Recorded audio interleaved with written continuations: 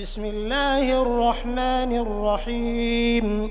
يا أيها الذين آمنوا لا تتخذوا عدوي وعدوكم أولياء تلقون إليهم بالمودة وقد كفروا بما جاءكم من الحق يخرجون الرسول وإياكم أن تؤمنوا بالله ربكم إن كنتم خرجتم جهادا في سبيلي وابتغاء مرضاتي تسرون إليهم بالمودة وأنا أعلم بما أخفيتم وما أعلنتم ومن يفعله منكم فقد ضل سواء السبيل. إن يثقفوكم يكونوا لكم أعداء ويبسطوا إليكم أيديهم وألسنتهم بالسوء وودوا لو تكفرون. لن تنفعكم أرحامكم ولا أولادكم يوم القيامة يفصل بينكم والله بما تعملون بصير. قد كانت لكم أسوة حسنة في إبراهيم والذين معه إذ قالوا لقومهم إنا براء منكم ومما تعبدون من دون الله كفرنا بكم وبدا بيننا وبينكم العداوة والبغضاء أبدا حتى تؤمنوا بالله وحده إلا قول إبراهيم لأبيه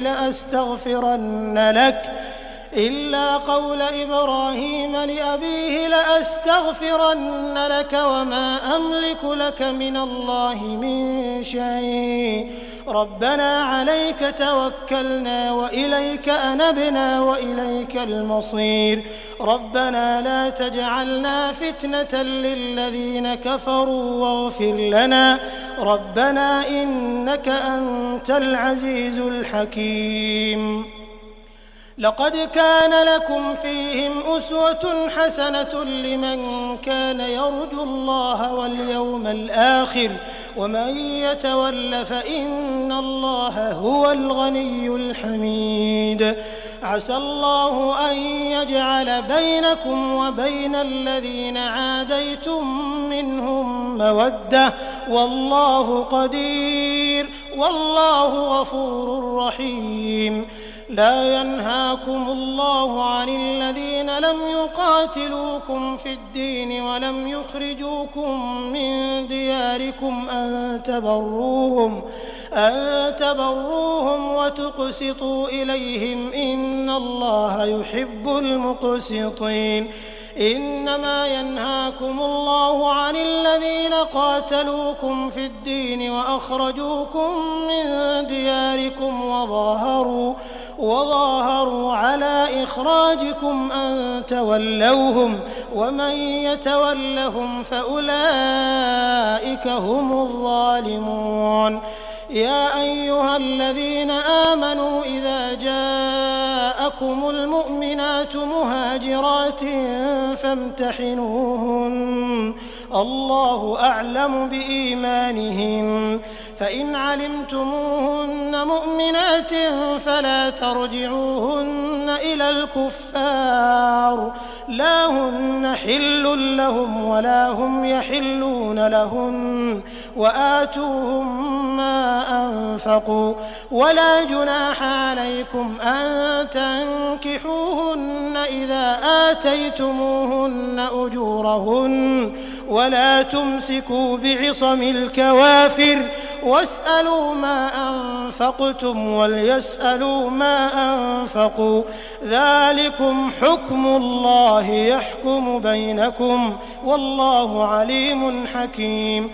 وإن فاتكم شيء من أزواجكم إلى الكفار فعاقبتم فآتوا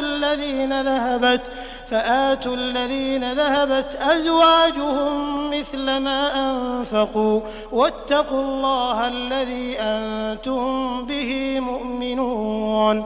يا أيها النبي إذا جاءك المؤمنات يبايعنك على أن لا يشركن بالله شيئا ولا يسرقن ولا يزنين ولا يقتلن أولادهن ولا يأتين ببهتان يفترينه بين أيديهن وأرجلهن ولا يعصينك في معروف